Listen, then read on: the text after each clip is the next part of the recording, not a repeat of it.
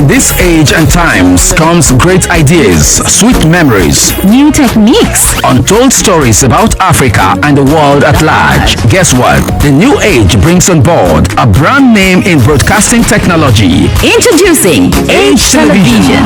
At Age Television, we serve you with professionalism in news and event coverage, live streaming, documentaries, artist management, video and photography, social media management, and lots more. For inquiries, call us on +27 061 773 9628 or 027 064 543 0136. You can also send us WhatsApp messages on 078 229 4593. YouTube HTV/Durban. Tweet us at HTV Durban. Facebook at HTV Durban. Instagram at HTV.Durban. Email us at htvdurban@gmail.com. Visit our website on www.htv.co.za. Age Television, celebrating the uncelebrated.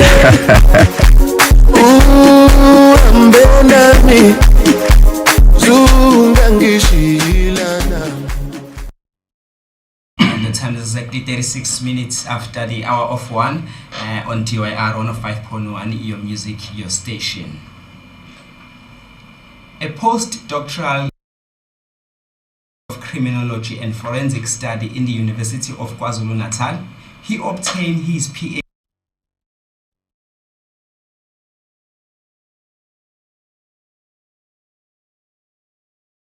Media and Society, rather in short CCMS, in a school College of Humanities in the University of KwaZulu-Natal in Durban, South Africa. He also holds a master's degree in communication studies with emphasis in public relations and advertising from Lagos State University. And he also a postgraduate in diploma in public administration from Lagos State University. Ladies and gentlemen, in the building we have Dr. James Akban, or rather Udo James Akban. How are you doing, sir? I'm very good. Also, I didn't hear that. Are you good, sir? Yeah, I'm fine. It's great to spend the afternoon with you. Sorry, I had to be here, and I wasn't. I had to be inside here, but not a problem. Yeah. Okay. So today I want us to discuss life after COVID. Okay. I know that you have a lot of passion the African continent at large and the issue we have in this continent. We've been through a lot.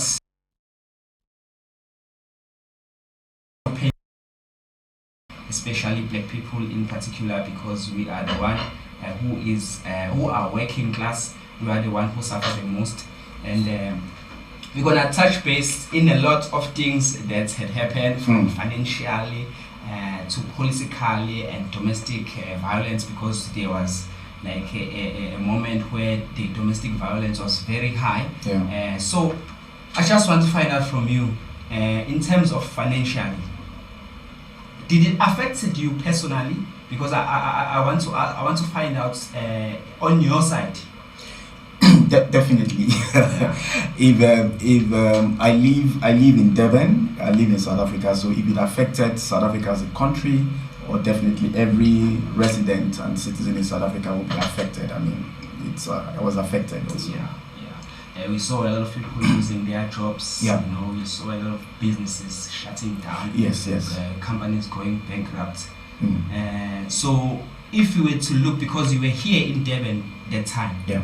and I'm sure you were watching the news all over, even in your own original country in Nigeria, I'm sure you were hearing stories of the bad things that were happening. Would you like to share some of those stories that were happening, not only here in South Africa, But across the world? Yeah. Okay. To start with, COVID just happened on us. You know, when the Bible says that the day of the Son of Man will come like a thief in the night. Yeah. So it just happened on us. in Wuhan, China, and this was in 2019, towards the end of 2019, while people were still contemplating what it was, and so many people weren't aware, except for the researchers that are in health research and other media, health journalists and all that, while they were still discussing it, because it was close to Christmas, so we all just went for Christmas and all that. And by the time we came back in January to February, the World Health Organization, I think precisely sometime in February 20th or so, like my memory hasn't failed me, just declared it a pandemic. Okay, first we saw it as being endemic to Wuhan, a city in China, and they weren't too sure of what was happening, what was going on, and so it just happened, and then the moment they declared it pandemic, it was more like an emergency situation, and all kinds of protocols were put in place in the world, restrictions on travels, which meant that movement of people were hampered, trade were affected, and then one of the protocol was that there will be shut down. Okay, and then they were shut down even within cities. People couldn't move from, even within towns and communities, people couldn't move from place to place, and you call it a hard shutdown, hard lockdown, and all that. And because people were not prepared psychologically for it, and so you couldn't have stocked up so many things like provisions at home and all that, so, and you probably didn't have also a lot of money on you because you just came back from Christmas, so that season, of course, the Christmas season is when it's family time, holidays and all that, so you had expended so much of money, and only for you just to be told that you can't do anything, you can't earn, your company has shut down, revenue wasn't coming in, no income whatsoever. So naturally, as human beings, there were reactions. Of course, a lot of people, and remember also that there was a lot of confusion as far the actual information concerning COVID-19, all kinds of misinformation, and if like what health scholars would call infomedics. A lot of information but most of those information were not accurate because they weren't well researched, and social media went agog. All kinds of conspiracy theories. Some people linked it to 5G telecom technology. People were just linking it to all kinds of things. Now, people seized the narrative from the government, from the health researchers, because the government themselves were still trying to understand the phenomenon, as it were. Speaking of that, Mr. James, sorry to cut you off. Okay. Speaking of that, there was a time where the other political parties here in South Africa were calling for the president to close the country, to close the borders, or rather to make sure that if you are here in South Africa, you can't go out, and then the person who's out, you can't get in. Locking down the borders, So the president seemed to be, he was like shying away from that thing because they were telling him to close the borders, and then I think because I was hearing some of my friends saying this, they said that he was using the European style. If Europe don't do something that they ask him, the politicians, they ask him here to do, he will start looking at in Europe if that rule does not apply there, and then he will not make it apply here. Well, so I will be very cautious in making that conclusions. I think we need to put it in context. First, there isn't any country that was, any politician, not to talk of president whatsoever, that was ready. I know information was, there was paucity, there was scarcity, there was death, there was scarcity of information, as it were, and then the moment this eventually became public knowledge and became to the consciousness of everybody, if you recall that those that traveled out of China, because this in travel with people, so when you move, it moves with you. So people that traveled out of China to Europe and all that, they got it there first, and it was slow in coming to Africa. Okay, so nobody was aware. I tried to quickly, I have done my research in health communication in Durban, in South Africa here. So I'm quite familiar with the protocol and the processes that the Department of Health at national, at provincial level, and even at municipality, what they have in place, and also the emergency lines that they go through in managing a pandemic, managing a pandemic. Before you become a pandemic, it has to move from being a breakout to being an epidemic to being a pandemic. So there are processes. So the government, obviously, the president was relying on the expert advice in South Africa, not necessarily in the world. Of course, you can't divorce South Africa from the global community. So, but he was relying on the expert advice. Now, the first breakout was in Durban, when some couples, I think they returned from Italy or something, and then they had it. So the president promptly, the government I should say, so that we don't personalize it to just the president because it's a team. Now the government, in conjunction with the Minister of Health and other professionals, set up a committee headed by a distinguished professor from the University of KwaZulu-Natal, and to advise, and then they did all that. So I wouldn't say I'm trying not to fall into the narrative of politicization of the COVID itself, because there was a lot of politics going on also. So we need to separate the facts, what really happened, and also the politics that obviously every opposition party in any country want to hijack such a crisis to gain traction for themselves. We're hanging out with Dr. Udo James Akban right here on DYR 105.1, your music station. This is the exclusive hangout hosted by myself from Cyprus, and we are continuing because this conversation is getting very interesting. Now, Mr. James, I just want to touch base on politically. You saw there were something that were called PPEs. And were protective equipment, personal protective equipment. So there were masks and sanitizer and all those things. And then you saw the shenanigans that were happening. Some people, they were stealing PPEs, and they were using those PPEs to maximize profits. Business people and politicians as well. And no one got arrested. No one was held accountable with regards to that. What is your take with regards to that? Again, let's look at it from a global perspective. Let's even take the United States of America, for instance. The USA suddenly discovered that they were short of PPEs. And I guess the only country that maybe that had enough must have been China. Because most of the PPEs globally, these are not products that many companies want to go into production. I mean, before until COVID, they were not essential, so to speak, as important as they were. But recall that before COVID happened, you had other similar pandemics in Asia, like the SARS and all that, and so they were already used to face masks and all that. So and sorry to cut you off there. I remember that when I used to see a mask, it was only from a doctor. From a doctor, exactly. Exactly. Now, if I were to see someone, so you are wondering what's going on, and if it's not a doctor, maybe some wrestlers put it on mask, to have an identity. So China was huge in that production, and they were the ones supplying. These are soft things. They were the ones supplying the world. So there weren't enough in the world, not even in the United States of America, because they suddenly realized that, and this affected populations. I'm looking at a world of close to 8 billion people, and then so there was a shortfall, there was a short in supply.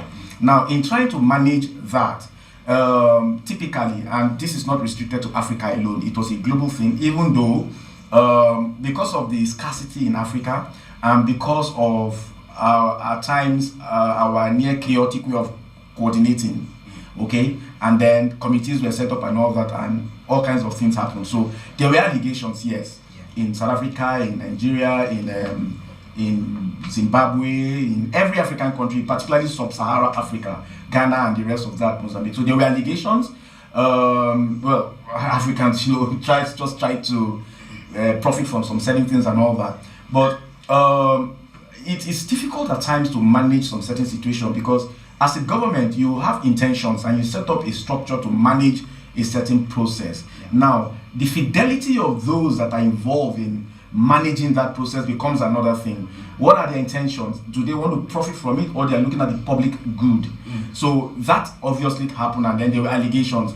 Now, whether those allegations, of course, when there's an allegation, since it is a country that are guided by rules and regulation, by laws, by the rule of law, you would need to set up an investigative panel to actually understand the veracity of the widespread corruption, as it were, the allegation, who are involved, and then before you can make arrest and then prosecution. Because if you also go on arresting people based on mere speculation and all that, you could also have a backlash with your position saying that you are abusing human rights. So it's a tightrope also. But do you think the police sector or the how do you call it, the officials of law, do you think they made, or rather they put it enough effort in order to find out what happened in terms of those PE that were stolen? Do you think the law it took its course, or do you think they just shied away from it? Okay, so like I said, before it even gets to the level of SPS and the police, as it were, there are special investigative units like the Hawks and what have you and all that. Yeah. So it behoves on the government, the executive branch of government, as it were, to set up an investigative panel and charge that committee on what they ought to do. So the police, as it were, will need to take directive from the government. And if you recall that after COVID, there were a little bit of issues, and eventually the head of the police, as you know, left this year. Yeah. So there were all kinds of issues. But sometimes with government, unfortunately, while we would want things to move at a faster rate and pace, with government things can be very slow, given to bureaucracy and procedures, and particularly being careful so that you do not also wrongly arrest people that, mere suspicion, because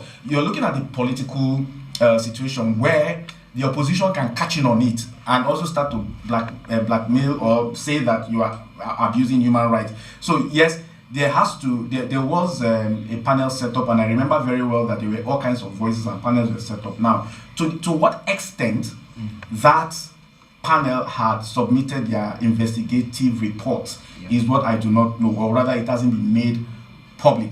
But what I can say from my research, I've published a journal on COVID-19, as it were, and the people's view on government communication and all that. So I do know that even some of the police people there was a situation of people even being supplied face masks do not want to use the face mask because of either some spiritual beliefs or whatever kind of beliefs and all that. So it was a confusing situation. What I would like to address my mind to is, what kind of procedures have we put in place right now in case, because there will be another pandemic. There will be another one. Okay. Because of the time being, I just want to touch base on domestic violence before we close. All right. You saw the stats, the cases that were reported, particularly here, because I was here, and I know that there are some other countries who also witnessed the same situation. Yeah. Most guys, lost their jobs. I'm specifying this on guys because this is correct. They are the one who the breadwinner, so to speak. So to speak. And then at the same time, when a man loses his job, he gets to be irritated all the time, irritated by little things, things that didn't irritate him before. Exactly. So there were a lot of domestic violence that was taking place at the time. Yeah. And I just want you to touch base on that. Why is that, Mr. James? Okay. Luckily, I have a journal that I'm about to publish. It's with the peer review. At the point when this happened, remember that people were forced to stay back at home. Yeah. Now, if you take a typical family in South Africa, especially when the spouses are working, a working father, a working mother, or even when the father alone is working, as you rightly alluded to, we spend less time at home with our family, with our spouses. Yeah. So you spend a lot of time at work. So you only come back, you eat, whatever at night, in the morning you're off again and all that. Now you are now talking of a situation where you were forced to live together. Okay, 24 hours, not going anywhere. So the idiosyncrasies of everybody started to come out. Typically women are starting in marriage and all that, and money is not coming to your pocket. So you have a short fuse temper at this point. You flop at any point in time, but life must go on. You must feed, you must do this, you must do that. So there was pressure and tension on everybody, particularly given the fact that we always had a way of leaving home and coming home, so we avoided so many things that we could have addressed.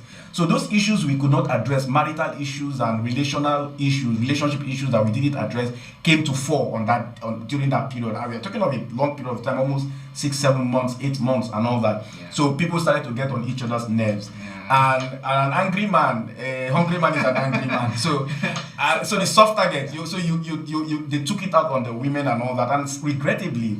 The stats that came out at that point globally rated South Africa, particularly against women, okay, was about the highest in the world.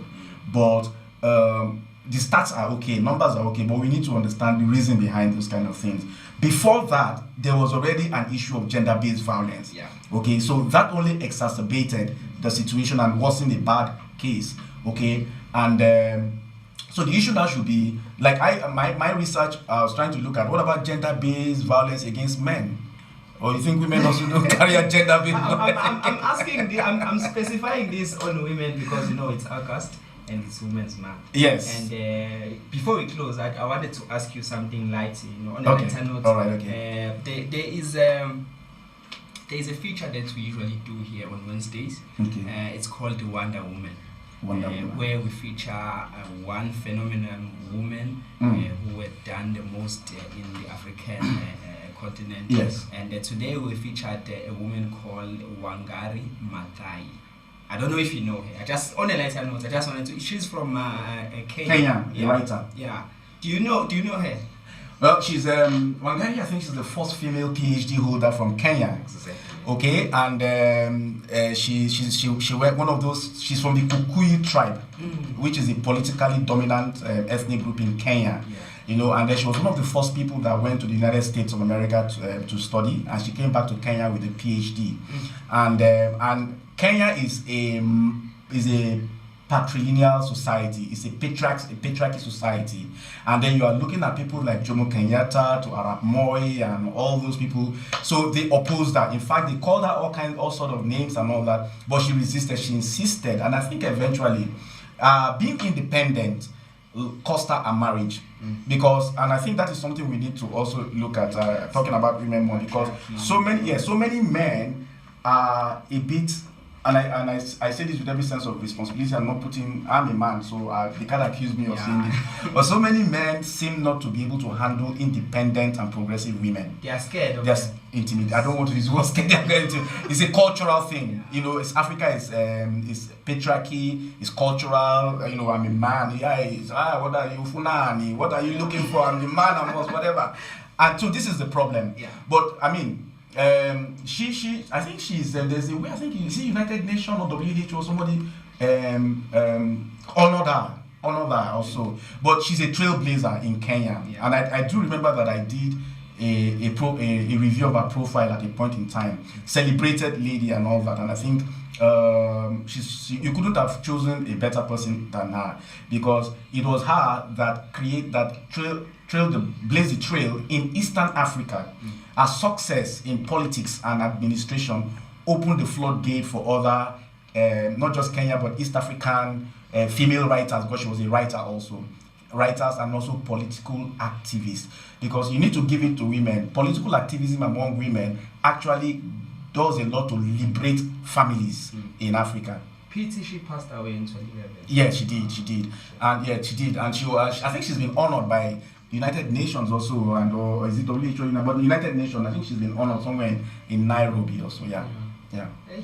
Okay, let's park it there, Mr. James. Okay. For the time being, thank you so much for coming through. I appreciate it. Thank you so much for giving us your knowledge and wisdom. We'll never forget this. This is a youth radio station. Yeah. So we need people like yourself who can come here from time to time and share the knowledge, even though the time sometimes it wouldn't allow us because we are restricted like that. Yeah. But thank you so much for coming through. Not a problem. I just want to say a word to the youth, for them to believe in themselves and that they can do anything. You can do all things, as long as you believe in yourself, you can achieve anything you want to achieve. So guys, thank you so much. Right. That was Dr. Udo James Akban, all the way in Lagos, Nigeria.